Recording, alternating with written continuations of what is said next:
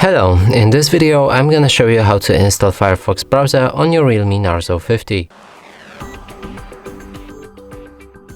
So in order to do this, we'll need to open our Google Play Store. From here, begin the search for an app and enter Firefox browser. Now click on this app and install it.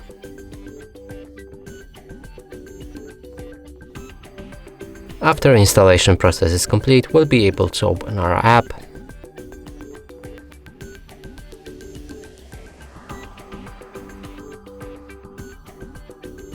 Here you can customize it, change the light theme to dark theme or set it automatic.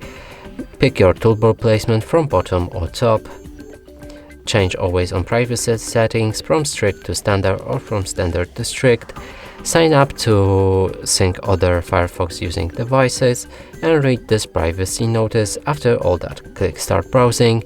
And here the browser should work properly. You can use it normally. And that's it for this video. Hope you like it. Please consider subscribing to our channel, leave a like and a comment below.